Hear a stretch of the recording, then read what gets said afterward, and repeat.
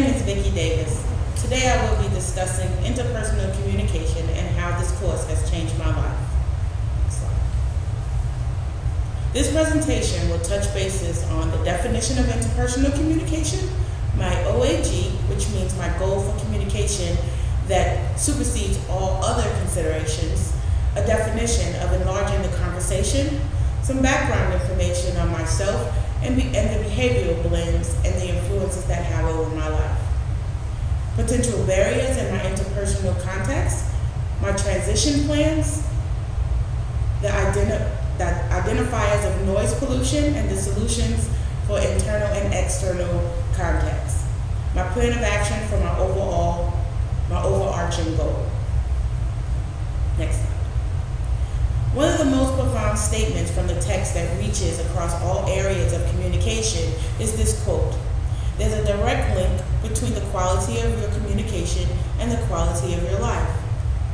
This means when we trust our abilities to communicate, we can enter into conversations with confidence and an openness for new possibilities. New slide. Interpersonal communication is an exchange of information between two or more people. It is also the area of study of this course. Interpersonal skills are learned and can be improved.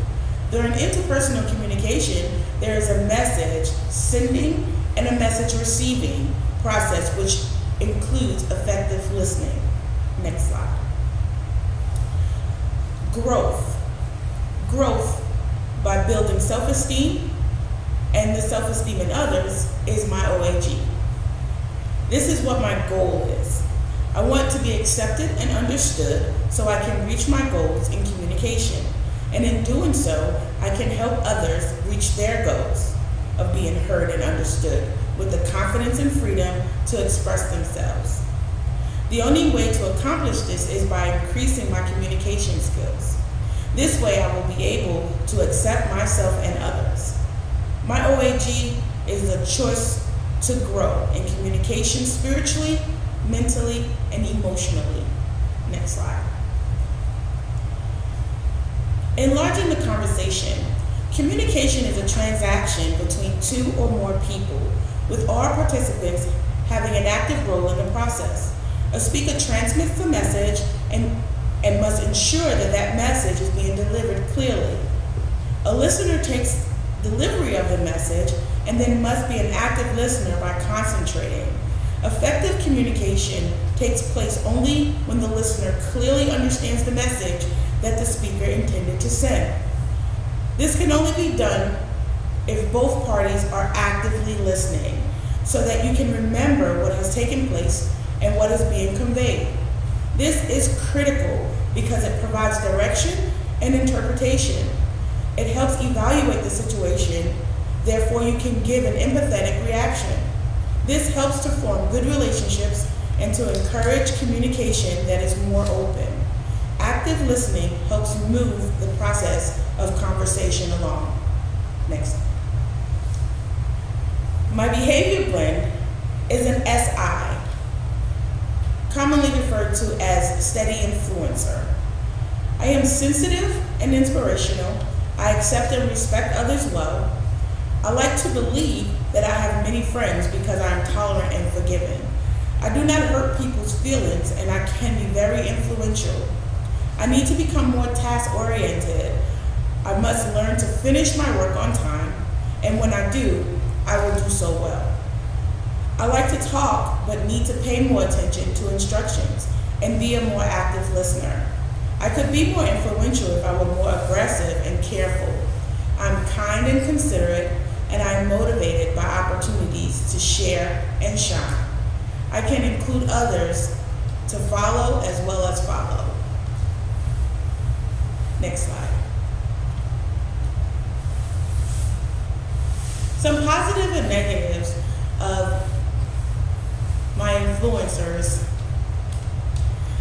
and a little bit of background on myself. I've come from a household of abusive siblings where there was a lack of family support. I came across quiet and shy. I had a very unstable childhood. insecurity growing up, and I was told that I was often a disappointment. I came from a poor economic family. I lived in the kind of like the poor parts of Brooklyn. I had to put others before myself just to gain attention, and I was the youngest of 4 siblings. Some of the positive influences of that is that I became family oriented. I see the value in people. I love to help others, and I adjust well to change. Some determining factors: I just want to be better than I was yesterday. A couple of, just touch bases on some negative influences from my behavior blend type is that I'm overly submissive, even if it goes against what I want and what I need. I have a need for people and a need to have friends. I'm often afraid to take certain risks, and I have a servant mentality, oftentimes feeling undeserving. I tell lies to prevent disappointment in and from others, and I have no concern for money. I often give mine away to make others happy. I never knew my worth, and I had no sense of time management. Next slide. The positive aspect of my personality type is that I'm a high I and a high S, or vice versa. Both types are very relational, which makes them excellent communicators, and they are identified by self and others positively. I tend to do what is expected of me. I'm warm and considerate, will always try to comfort instead of confront others. Some negative aspects is my agitation and my denials are pitfalls that I often can avoid. When communicating, it is best for me to be honest as possible to gain trust from those you communicate with, so that I can build the most positive self-identity as possible. I tend to struggle with putting myself first, and I think too much and most oftentimes overthink situations.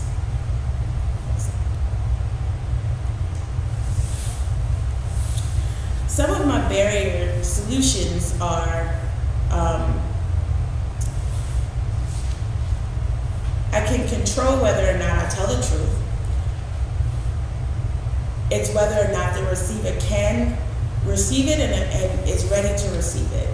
And this will prevent me from having those difficult conversations.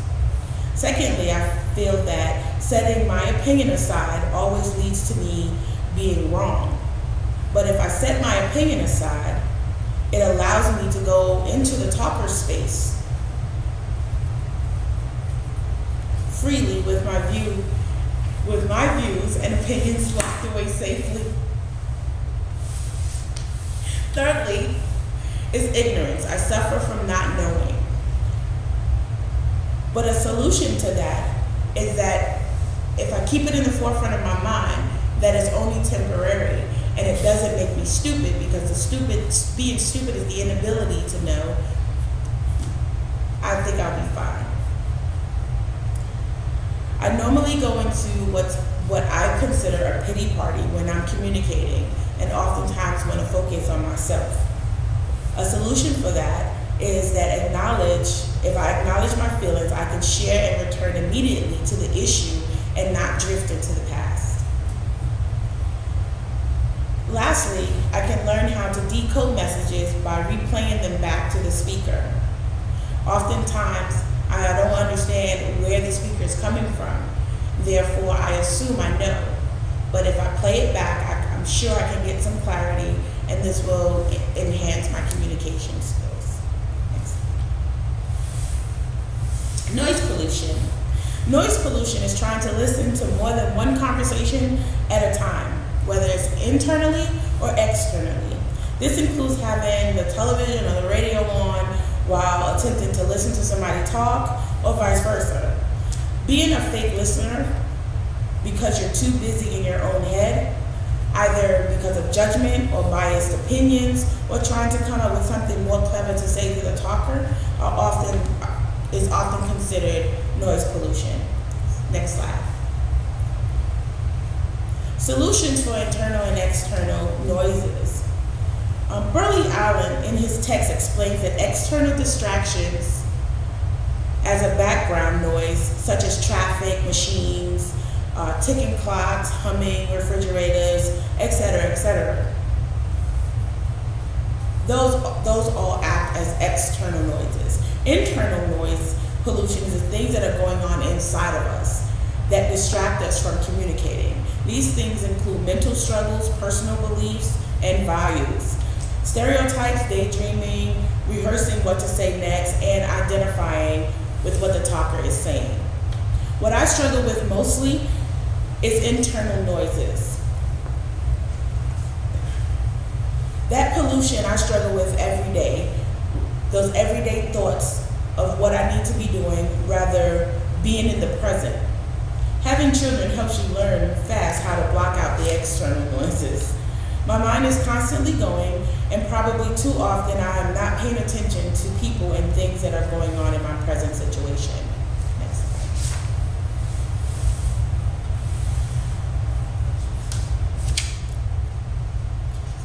Some of my internal solutions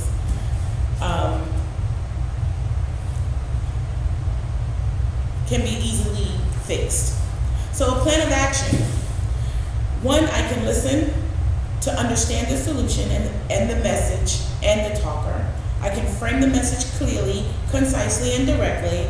I can ask to tell someone to do something without evoking negative emotion on the other side. I can listen effectively. I can be attentive and observant and be confident in my delivery and convincing that they are receiving my message.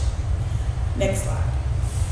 In conclusion, God created us to talk to each other. There is a desire within every person to share his or her greatest dreams, deepest desires, innermost thoughts, and heartfelt needs. When a wife says to her husband, "Talk to me," she is pleading for intimacy. She wants him to share from his heart, and she also wants him to listen. Every relationship needs open communication. It's a primary way that we can talk in the love commandment.